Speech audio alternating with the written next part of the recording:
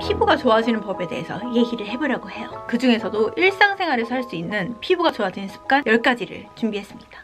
따라오세요. 안녕하세요 여러분, 비타 천서영이에요. 오늘은 저번 머릿결이 좋아지는 법에 이어서 피부가 좋아지는 법에 대해서 얘기를 해보려고 해요. 근데 사실 피부가 좋아지는 법에는 너무 다양한 요소들이 있어요. 예를 들어서 클렌징, 스킨케어, 그리고 피부과, 이너뷰티, 식습관, 잠자는 습관, 너무 여러 가지가 많거든요. 그래서 피부가 좋아지는 법은 제가 조금 시리즈로 나눌 예정입니다. 그래서 오늘은 그 중에서도 일상생활에서 할 수 있는 피부가 좋아지는 습관 10가지를 준비했습니다. 그래서 제 피부 타입에 대해서 얘기를 해드리자면은 저는 여드름도 안 나고요. 모공도 없고요. 그리고 시간이 아무리 지나도 개기름도 웬만해서는 올라오지 않습니다. 그리고 막 피부에 관한 그런 시술, 피부과 시술은 단 한 번도 받은 적이 없습니다.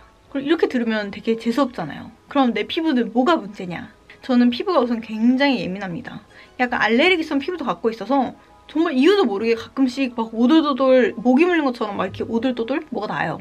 그리고 시기에 따라서 속건조도 있고 제대로 된 관리를 안 해주면은 안 해준 만큼 그대로 피부가 다 보여줍니다. 막 좁쌀 여드름이 나고 피부결이 엄청나게 거칠어지거든요. 그래서 요약을 하자면은 굉장히 건조하고 예민하고 까다로운 그런 피부입니다. 5가지 중에 이렇게 하나라도 안 맞으면은 굉장히 예민하게 또 알레르기 올라오고요. 아무튼 그런 피부입니다. 그래서 바로 이 중에서 일상생활 습관에 대해서 얘기를 이제 바로 해드릴게요. 따라오세요. 우선 먼저 첫 번째는요. 피부가 알레르기성 피부라고 했잖아요. 그래서 먼지 이런 걸 만지고 제 피부를 만지면은 바로 간지러워요. 그래서 제가 첫 번째로 해주는 습관은 바로 이 알코올을 뿌려주는 겁니다. 이게 제가 다이소에서 1,000원이면 파는 거거든요.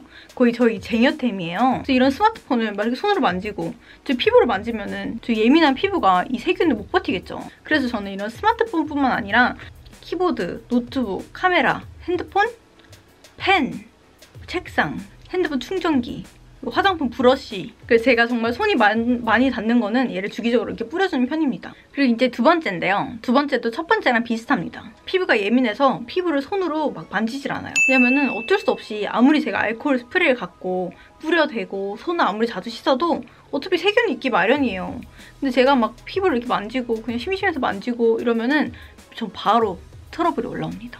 두 번째는 간단합니다. 웬만해서는 얼굴을 손으로 만지지 말기. 이제 세 번째입니다. 이건 아마 대부분 사람들이 아마 모르고 계셨을 거예요. 특히 저같이 피부가 예민하고 조금 피부가 얇으신 분들 있죠. 그런 분들은 특히 더 주목해주세요. 영상에서 이런 거 많이 보셨을 거예요. 화장솜에 토너를 묻혀서 피부결을 정리해줄게요. 이 말 굉장히 많이 들어보셨죠? 하지만 저처럼 굉장히 예민하고 얇은 피부는 이렇게 마찰을 가하면은 약간 피부가 쓸리는 느낌이 들더라고요. 저도 처음에는 정말 피부결이 정리된 것 같고 막 이렇게 닦고 나면은 먼지가 묻으니까 와 정말 뭔가 깨끗해진 느낌이잖아요. 그래서 그거에 중독돼서 과하게 솜으로 얼굴 닦아줬더니 정말 없던 홍조가 생기고요. 그냥 피부가 너무 따끔거리고 오히려 건조해졌어요. 그래서 웬만해서는 솜, 이런 패드는 절대 안 쓰고 있어요. 그치만 이런 패드나 솜으로 피부를 이렇게 안 닦아주면은 먼지가 있어서 너무 찝찝해요 하시는 분들 당연히 있잖아요. 그럴 때는요, 전 이런 솜들이 있죠. 솜을 보면은 소리 들려요? 얘는 되게 약간 조금 빳빳한 그런 느낌이 들어요. 근데 이 솜은 이거 되게 보들보들해요.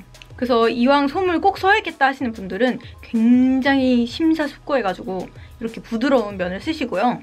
토너는 아끼지 말고 팍팍 붙여주세요. 그래서 얘를 각질을 정리를 한다고 이렇게 세게 누르지 말고 정말 솜털에 있는 먼지만 제거해준다는 느낌으로 정말 이렇게 닿는 둥 마는 둥 이렇게 살짝만 쓸어주세요.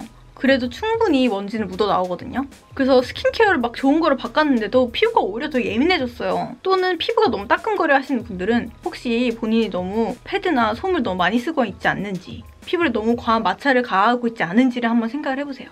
그래서 저도 예전에는 이런 솜이나 각질 패드를 하루에 적으면 2번, 많으면 한 3, 4번 정도 썼는데 지금은 정말 많아야 1번? 이렇게 쓰거든요. 그것도 이렇게 걷어내듯이 정말 살살. 그러니까 피부가 따끔거린 게 없어지고 좀 더 피부벽이 좀 더 두꺼워진 느낌? 이제 네 번째는요. 베개를 자주 빨거나 똑바로 누워 자기입니다. 대충 왜인지는 감이 오시겠죠? 제 친구 중에 예전에 그냥 볼 한쪽 부분에만 이렇게 트러블이 나는 애가 있었어요. 여드름도 나고 좁쌀도 나고. 근데 이상하게 한쪽 면에만 여드름이 그렇게 난다 하더라고요. 그래서 그냥 정말 장난으로 야 너 한쪽으로 이렇게 자는 거 아니야? 했거든요. 근데 걔가 맞대요. 결국 그 친구는 한쪽에서 여드름이 나는 이유가 그 베개 때문인 거예요. 그래서 가장 제일 좋은 거는 원래 그냥 똑바로 누워 자는 게 좋대요. 이게 피부한테도 좋고 몸에도 더 좋다고 하더라고요. 근데 나는 자다 보면은 어느덧 이렇게 옆으로 누워 자고 있다 하시는 분들 계시죠. 그래서 그런 분들은 깨끗한 수건을 깔고 자시던가 아니면 베개를 잘 빨아주시는 것밖에 없어요. 섬유유연제도 성분을 꼼꼼히 따져가면서 보세요. 그다음 5번째입니다. 여러분들 쿠션은 필수잖아요. 그래서 매일매일 정말 하루에도 적어도 2번은 쓰는 것 같은데 혹시 쿠션 퍼프 제대로 잘 빠시고 계십니까? 귀찮잖아요. 그 쿠션 퍼프가 되게 안 빨리더라고요. 그리고 특히 그런 쿠션 퍼프는 아무리 이렇게 빨아도 그런 안에 속까지 있는 세균들이 빠져나가지 않는다고 하더라고요. 그러면은 퍼프를 자주 바꿔줘야겠죠. 피부 굉장히 좋다고 유명하신 유나님 보니까 그 100원짜리 퍼프를 이렇게 통째로 사서 매일매일 버리신다고 하더라고요. 아무튼 그래서 쿠션 퍼프 정말 자주자주 잘 빨거나 자주자주 바꿔주기. 그 다음 6번째입니다. 여러분도 혹시 몇 시에 주무세요? 10시? 11시? 1시? 2시? 저는 예전에는 한 12시 조금 넘어서 1시 전에 잤는데 한때 제가 동대문 새벽 시장을 돌아다니느라 한 수면 시간이 한 2시에서 3시 더 늦게까지 된 적도 있었어요. 그런 시절이 있었는데 그렇게 몇 주 몇 달을 생활하다 보니까 정말 좁쌀 여드름이 엄청 빵빵빵 터지는 거예요. 저는 태어나서 제 피부가 그렇게까지 오도도도라고 거친 적이 있었나 싶어요. 그래서 그때 느꼈습니다. 제가 몇 시에 자느냐가 제 피부에 엄청난 영향을 끼치는구나 라고요. 근데 이게 복합적으로 수면 시간도 물론 피부에 영향을 미치지만 늦게 자면 아무래도 밥도 조금 늦게 먹게 되잖아요. 잘하면 배고프니까 야식도 먹고 그런 많은 요소들이 되게 피부에 악영향을 끼친 것 같아요. 그래서 웬만하면 일찍 자고 야식은 안 하고가 정말 중요한 것 같더라고요. 그래서 잠 일찍 자는 거는 뭐 뇌에도 좋고 뭐 호르몬에도 좋고 뭐 멜라토닌 이런 것도 나오고 하니까 그래서 몸 건강과 내 건강과 피부 건강 이 모든 걸 위해서 일찍 주무십시다. 다음 이제 7번째예요. 이제 잠자는 것만큼이나 중요한 게 바로 먹는 거. 이제 이너 뷰티잖아요. 근데 사실 저는 이너 뷰티가 가장 어려운 것 같아요. 저는 사실 그래서 다이어트를 딱히 해본 적도 없지만 태어나서 단 한 번도 식단 조절이란 걸 해본 적이 없어요. 그래서 뭐 피부가 좋아지려면 막 밀가루도 끊고 막 그런 게 되게 많은데 저는 사실 그런 거는 안 합니다. 못해요. 물론 이렇게 안 좋은 음식을 안 먹는 것도 굉장히 중요하겠지만 그게 저처럼 어려우신 분들을 위해서 제가 이제 최소한으로 하는 그런 이너 뷰티를 얘기해드릴게요. 우선 이것도 제가 지금 굉장히 열심히 지키려고 노력은 하는데 뭐 항상 이게 습관화되어 있는 건 아니에요. 그래서 제가 잘 지키면은 그때는 또 피부가 좋고 이걸 어기면은 또 바로 피부가 안 좋아져요. 그리고 이게 대체 어떤 거냐? 우선 첫 번째, 물 자주 마시기. 이건 뭐 너무 많이 들으셨죠? 뭐 하루에 2리터는 꼭 마시라고. 근데 전 그게 그렇게 어렵더라고요. 그래서 억지로 제가 의식을 하고 먹으면은 정말 피부 안색이 좀 맑아지는 느낌? 근데 그렇게 안 하면은 확실히 속건조가 좀 생기더라고요. 그래서 의식적으로 알람을 맞추시던지 해서 물을 자주 먹는 거. 두 번째는 얘도 야식을 끊는 거. 저는 원래 야식을 잘 안 먹었는데 어느 순간 제가 야식이 맛들려서 막 먹기 시작했어요. 그러니까 또 좁쌀, 피부결이 망가져요. 그래서 야식은 웬만하면 금물. 또 세 번째, 너무 당연하겠지만 술을 안 먹는 거예요. 일주일에 적어도 한 번에서 많게는 뭐 3번 정도는 술을 마셨는데 술을 적당히 먹은 것도 아니고 정말 막 폭탄주를 해서 막 먹었어요. 그렇게 1년 하니까 몸이 못 견디더라고요. 정말 막 임파선염부터 뭐 눈병부터 온갖 염증 다 걸리고 그렇게 몸이 안 좋으니까 당연히 피부도 안 좋아지겠죠. 그래서 그 당시 피부가 뭔가 각질도 많고 오돌도돌하고 속건조도 심하고 그랬었어요. 특히 요즘 연말이라서 술 좀 많이 드실 텐데 술 먹고 하는 관리는 제가 또 빠삭합니다. 그건 또 제가 다음에 다른 컨텐츠로 할게요. 그래서 술도 웬만하면 자제하기. 그리고 술을 먹을 거면은 물을 그만큼 훨씬 더 많이 먹기. 그리고 이제 네 번째 이너 뷰티는 제가 뭐 굳이 채소나 이런 거는 맛이 없어서 안 먹어요. 대신에 맛있는 거는 먹습니다. 그래서 제가 맛있는 거 미백 주스, 물광 주스 이렇게 2개를 먹어봤어요. 하루에 무조건 적어도 한 번에서 많게는 뭐 2번까지 먹었거든요. 유나 물광 주스 치면은 뭐 레시피 이런 게 다 나오거든요.